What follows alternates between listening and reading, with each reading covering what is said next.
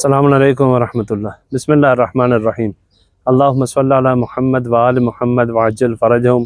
الحمدللہ الذی جعلنا من المتمسکین بولایت امیر المؤمنین واولاد المعصومین علیہم الصلاۃ والسلام اجمعین۔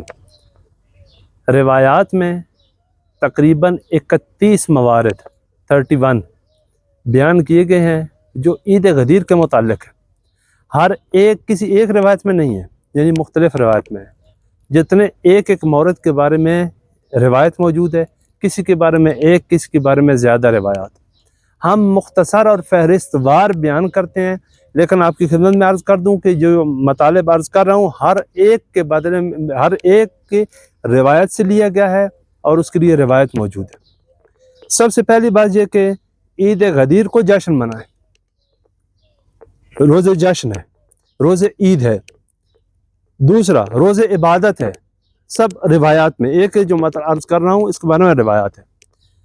آج کے دن خوشی کا دن ہے، مسکرانے کا دن ہے، ایک دوسرے کو تبریک کہنے کا، اور طریقہ یہی ہے کہ الحمدللہ الذی جعلنا من المتمسکین بولایت امیر المؤمنین۔ اپنی خوشی کا اظہار بھی کریں، خود بھی خوش ہوں، خوشی کا اظہار بھی کریں، اس کے بارے میں بھی روایت ہے۔ مصافحہ کرنا، ایک دوسرے سے ملنا، خداوند متعال کی نعمت کا شکر ادا کرنا، زینت کرنا، نیا لباس پہننا، خوشبو لگانا، عقد اخوت باندھنا مفاتیح الجنان میں موجود ہے اس دن کو۔ دوسروں پر احسان کرنا، صلہ رحم کرنا، مؤمنین کو ملنے کے لیے جانا، مؤمنین کی حوائج کو، ضروریات کو پورا کرنا، غسل کرنا، زیادہ سے زیادہ صلوات پڑھنا، روزہ رکھنا اور روزہ داروں کو افطاری دینا، وہ جو روزہ دار نہیں ہیں ان کو بھی کھانا کھلانا۔ ایک کے بارے میں روایات موجود ہے۔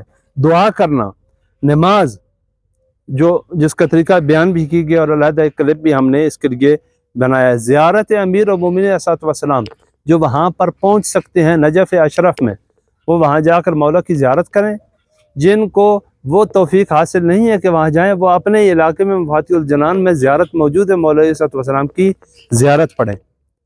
ایک دوسرے کے ساتھ محبت اور مہربانی سے پیش آنا، روایات میں ہے کہ یہ یوم تودد ہے، یعنی ایک دوسرے کے ساتھ ود، مودت اور محبت کا دن ہے۔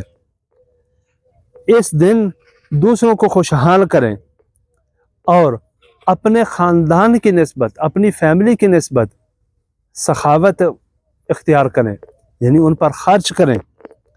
اپنی زندگی کو، اپنے رہن سہن کو تبدیل کرنے کا دن ہے، مثلا ہدایہ لے کر جانا، ہدیے لے کر جانا، اولاد کے لیے، بچوں کے لیے کپڑے خریدنا، یعنی ایک باقاعدہ جشن کا سما ہو۔